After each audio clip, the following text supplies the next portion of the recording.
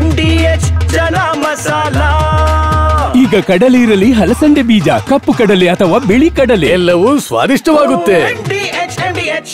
ಇನ್ನು ವ್ಯಾಪಾರಿಗಳಿಗೆ commercial tax ಬರೆಯ ಎಫೆಕ್ಟ್. ಸರ್ಕಾರದ ವಿರುದ್ಧ ಬೆಂಗಳೂರಿನ ವ್ಯಾಪಾರಿಗಳು ಸಿಡಿದಿದ್ದಾರೆ. ಬಂದ್ ಬೆಂಬಲಿಸುವಂತೆ ಅಂಗಡಿ ಮಾಲೀಕರಿಗೆ ಮನವಿ ಮಾಡಿಕೊಳ್ತಾ ಇದ್ದಾರೆ. ಜುಲೈ 25ಕ್ಕೇನು ಅಂಗಡಿಗಳನ್ನ ಬಂದ್ ಮಾಡೋದಕ್ಕೆ ಮುಂದಾಗಿದ್ದಾರೆ. ಕರಪತ್ರಗಳನ್ನ ಹಂಚಿ 25ರ ಬಂದ್ಗೆ ಬೆಂಬಲಿಸುವಂತೆ ಮನವಿ. ಹಾಲು ಉತ್ಪನ್ನಗಳ ಮಾರಾಟ ನಿಷೇಧಿಸಿ ಹೋರಾಟಕ್ಕೆ ಪ್ಲಾನ್. ಜುಲೈ 23ರಿಂದಲೇ ಹಾಲಿನ ಉತ್ಪನ್ನಗಳು ಸಿಗೋ ಡೌಟ್ ಅಂತ ಹೇಳಲಾಗ್ತಾ ಇದೆ.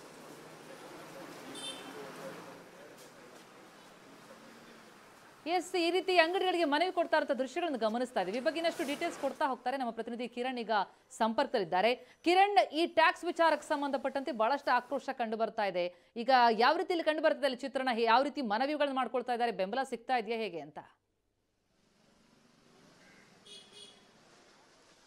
ಹೌದು ಪ್ರತಿಮಾ, ಈಗಾಗಲೇ ಕೂಡ ರಾಜ್ಯಾದ್ಯಂತ ಇರುವಂತಹ 6,000ಕ್ಕೂ ಹೆಚ್ಚು ಕಾಂಡಿಮೆಂಟ್ಸು, ಬೇಕರಿ, ಟೀ ಅಂಗಡಿಗಳಿಗೆ ಕಮರ್ಷಿಯಲ್ ಟ್ಯಾಕ್ಸ್ನಿಂದ ಲಕ್ಷ ಕೋಟಿಗಳ ಲೆಕ್ಕದಲ್ಲಿ ಶೋಕಾಸ್ ನೋಟಿಸ್ ಅನ್ನು ಕೊಟ್ಟಿರುವಂಥದ್ದು. ಈ ತಿಂಗಳು 21ನೇ ತಾರೀಕೊಳಗಾಗಿ ಸಂಪೂರ್ಣ ಹಣವನ್ನು ಪಾವತಿ ಮಾಡಬೇಕು ಅನ್ನುವಂಥ ಒಂದು ಎಚ್ಚರಿಕೆ ಸೂಚನೆಗಳನ್ನು ಕೂಡ ಈಗಾಗಲೇ ಕಮರ್ಷಿಯಲ್ ಟ್ಯಾಕ್ಸ್ನ ಅಧಿಕಾರಿಗಳು ನೀಡಿರುವಂಥ ಹಿನ್ನೆಲೆಯಲ್ಲಿ ಕಾಂಡಿಮೆಂಟ್ಸ್ನ ವ್ಯಾಪಾರಿಗಳೇನಿದ್ದಾರೆ ಅವರು 23ನೇ ತಾರೀಕಿನಿಂದ ಅಂದರೆ 3 ದಿನಗಳ ಕಾಲ ಬೆಂಗಳೂರು ನಗರದಾದ್ಯಂತ ದೊಡ್ಡ ಮಟ್ಟದಲ್ಲಿ ಪ್ರತಿಭಟನೆಯನ್ನು ಮಾಡಬೇಕು ಅಂತ ಈಗಾಗಲೇ ಸಿದ್ಧತೆಯನ್ನು ಮಾಡಿಕೊಂಡಿರುವಂಥದ್ದು.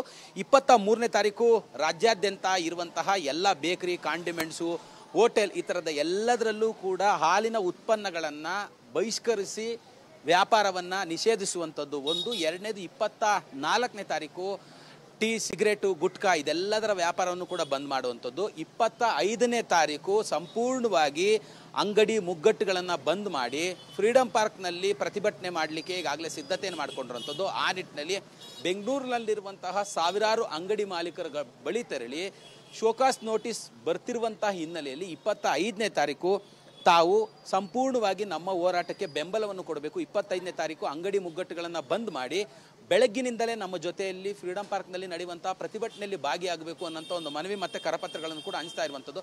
ಪ್ರತಿಯೊಬ್ಬ ಅಂಗಡಿ ಮಾಲೀಕರು ಕೂಡ ನಮಗೂ ಬಂದಿದೆ ಟ್ಯಾಕ್ಸು, 15 ಲಕ್ಷ ಬಂದಿದೆ, 10 ಲಕ್ಷ ಬಂದಿದೆ, 20 ಲಕ್ಷ ಬಂದಿದೆ ಅನ್ನುವಂಥ ಒಂದು ಮಾತುಗಳನ್ನು ಕೂಡ ಹೇಳ್ತಾ ಇರುವಂಥದ್ದು. ಈ ಬಗ್ಗೆ ಮಾತಾಡಲಿಕ್ಕೆ ನನ್ನ ಜೊತೆಯಲ್ಲಿ ರವಿಶೆಟ್ಟಿ ಬೈಂದೂರು ಅವರು ಕೂಡ ಇದ್ದಾರೆ. ಸರ್, ಏನು ಈ ಮನವಿ ಪತ್ರ, ಏನು ಹೇಳ್ತಿದ್ದಾರೆ ಅಂಗಡಿ ಮಾಲೀಕರು ಅಂತ? ತಮ್ಮ ಪ್ರತಿಭಟನೆ ಯಾವ ಥರವಾಗಿರುತ್ತೆ? ಏನಂದರೆ ಇಡೀ ಕರ್ನಾಟಕ ರಾಜ್ಯಾದ್ಯಂತ ಈ ಅಭಿಯಾನಕ್ಕೆ ಬಹಳ ದೊಡ್ಡ ಯಶಸ್ಸು ಸಿಗ್ತಾ ಇದೆ. ಯಾಕಂದರೆ ಪ್ರತಿಯೊಬ್ಬರು ಇದಂದರೆ ಯಾವುದೇ ಹಣ ಕೊಟ್ಟು ಬರುವಂಥ ಜನ ಅಲ್ಲ, ಇದು ಪ್ರತಿಯೊಬ್ಬರು ನೋವಿನ ಸಂಗಾತಿ. ಎಲ್ಲಿ ನಾವು ಯಾವ್ಯಾವ ಅಂಗಡಿಗಳಿಗೆ ಹೋಗ್ತಾ ಇದೀವೋ ಎಲ್ಲರೂ ಹೇಳ್ತಿರೋದಷ್ಟೇ, ನಾವು ನಿಂಬೆಹಣ್ಣು ಮಾರ್ತಾ ಇದೀವಿ, ಎಲೆ ಮಾರ್ತಾ ಇದೀವಿ, ಹಣ್ಣು ಮಾರ್ತಾ ಇದೀವಿ, ಗ್ರಂಥಿಗೆ ಮಾರ್ತಾ ಇದೀವಿ, ಇಂಥದಕ್ಕೆ ನಮಗೆ ಲಕ್ಷ ಗಟ್ಟಲೆ ತೆರಿಗೆಯನ್ನು ಹಾಕಿದ್ದಾರೆ. ಇದನ್ನು ನಾವು ಖಂಡಿತವಾಗಿ ವಿರೋಧಿಸ್ತೀವಿ, ಇದನ್ನು ನಮಗೆ ಕಟ್ಟಲಿಕ್ಕಾಗಲ್ಲ ಮತ್ತು ನಮ್ಗೆ ಯಾವುದೇ ರೀತಿಯ ಮಾಹಿತಿಯನ್ನು ಕೂಡ ಕೊಟ್ಟಿಲ್ಲ ಅನ್ನೋ ಬಗ್ಗೆ ಹೇಳ್ತಾ ಇದ್ದಾರೆ.